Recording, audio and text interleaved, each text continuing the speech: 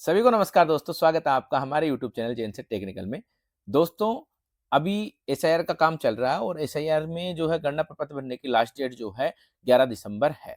उसके बाद में ड्राफ्ट सूची जारी की जाएगी। लेकिन दोस्तों, अभी 2 केस ऐसे हाईलाइट में चल रहे हैं, जिनमें कुछ व्यक्तियों द्वारा मतलब कि ऐसे व्यक्ति हैं जो विदेश में रह रहे हैं, लेकिन उनके गणना फॉर्म को उनके परिवार द्वारा भरा गया है, परिवारजनों द्वारा भर दिया गया है और उस पर उन लोगों के जो कि अभी प्रेज़ेंट में विदेश में रह रहे हैं, उनके फर्जी हस्ताक्षर कर दिए गए हैं। जो है घरवालों के खिलाफ और उन जो है मतदाता हैं उनके खिलाफ जो है वहाँ के डीएम जहाँ पर भी ये भरा गया है फॉर्म, वहाँ के डीएम के द्वारा जो है उनके खिलाफ एफआईआर दर्ज करवा दी गई है। और एक जगह जो है सऊदी अरब में जो रह रहे थे उनका फॉर्म भर दिया गया है, उनके फर्जी हस्ताक्षर कर दिए गए हैं और उनको भी जो है उनके खिलाफ भी एफआईआर दर्ज करवा दी गई है और पुलिस द्वारा उनको गिरफ्तार कर लिया गया है, जिन्होंने भी उनका फॉर्म भरा था।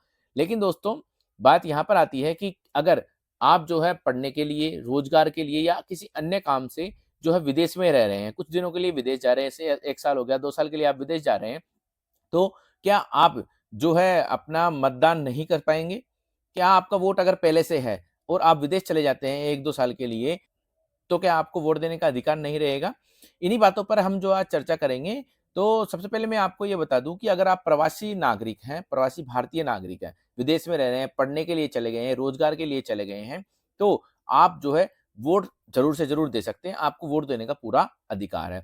अब आप किस प्रकार से जो है अपना नाम जो है वोटर लिस्ट में जुड़वा सकते हैं, मैं एक उदाहरण से आपको समझाता हूँ। मान लीजिए अभी वर्तमान में आप जो है यहाँ पर रह रहे हैं, ठीक है? देश में रह रहे हैं, अपने इंडिया में रह रहे हैं, आपका नाम वोटर लिस्ट में है। लेकिन अगर आप साल या 2 साल के लिए जो है बाहर चले जाते हैं, विदेश में पढ़ने के लिए चले जाते हैं, तो आपको क्या करना होगा? आपको आपका जो वोटर आईडी कार्ड है, उसको आपको कैंसल करवाना होगा और आपका नाम जो है, आपको जो है प्रवासी भारतीय के रूप में यहाँ पर दर्ज करवाना होगा। प्रवासी भारतीयों के लिए जो है वोटिंग के कुछ अलग नियम हैं।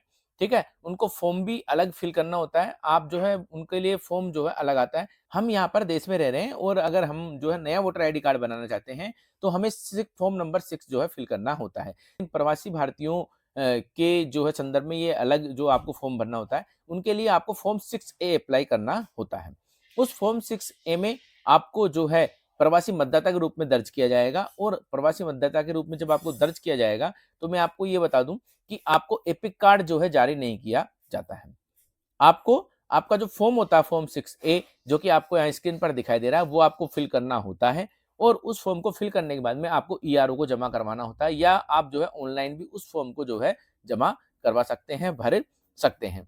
आपको उसमें सही-सही और स्पष्ट जानकारी देनी होगी। अगर आप जो है देश से बाहर चले गए हैं और आपने प्रवासी मतदाता के रूप में अपना नाम जो है दर्ज करवा लिया है, लेकिन आप अगर बाद में 1 साल बाद या 2 साल बाद अपने देश में आ जाते हैं, वहीं पर रहने लग जाते हैं, तो आपको ईआरओ को या अपने जो अधिकारी हैं वोटर्स के, ठीक है? वोटर सेंटर के जो अधिकारी हैं, उनको आपको सूचना देनी होगी कि हम जो है अब यहाँ पर देश में ही वापस आ चुके हैं, तो हमारा नाम एज़ ए जनरल इलेक्टर यानी सामान्य वोटर की तरह ही हमारा नाम जो है उसमें दर्ज कर दिया जाए। उस दौरान आपको जो है एपिक कार्ड भी दिया जाएगा, ठीक है? लेकिन प्रवासी नागरिक अगर आप बन के मतदान करना चाहते हैं, तो आपको एपिक जो है कार्ड नहीं दिया जाएगा, लेकिन आपका नाम मतदाता सूची में दर्ज ज़रूर हो जाएगा।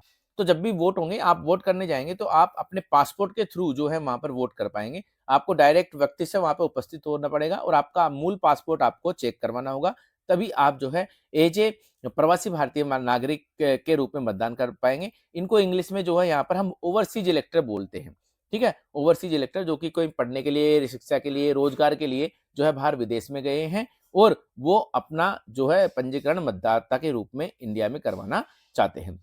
बशर्ते सबसे बड़ी शर्त ये है कि आप बाहर रह रहे हैं, तो आपने जो है इंडियन नागरिकता ही ले रखी है, बाहर की कहीं भी विदेश की नागरिकता आपने ग्रहण नहीं की है। तभी आप यहाँ पर जो है मतदान करने के योग्य रहेंगे, प्रवासी भारतीय मतदाता के रूप में। तो ये जो 2 केस हुए थे, इनमें जो है इनके रिश्तेदारों के द्वारा फर्जी साइन कर दिए गए थे और वर्तमान में ये जो मतदाता हैं, वो विदेश में हैं। तो दोस्तों, जब भी आप कोई भी फॉर्म भरें, तो आप जो है उस फॉर्म को गलत ना भरें, ठीक है? तो ये आपको स्पष्ट रूप से जानकारी जो है बीएलओ को देनी है। अगर आपने अभी भी फॉर्म में कोई गलती कर दी है, तो आप बीएलओ से संपर्क ज़रूर कर लें और उनसे बता दें कि हमारे द्वारा जो है ये गलती हो गई है, तो वो उसको रेक्टिफ़ाई कर देगा। वो उसको ठीक करके आपका जो है गणना प्रपत्र दोबारा अपलोड कर देगा, जिससे आप जो है कुछ भी कार्रवाई अगर आपके खिलाफ होती है, तो आप उससे बच सकते हैं। तो दोस्तों, अगर आपको ये वीडियो हेल्पफुल लगा हो, तो आप जो है इस वीडियो को अपने दोस्तों, रिश्तेदारों के साथ जो है ज़रूर से ज़रूर शेयर करें। ठीक है? और आप हमारे यूट्यूब चैनल को सब्सक्राइब ज़रूर कर लें। आप फेसबुक पे हमें देख रहे हैं तो आप हमें फॉलो ज़रूर कर लें।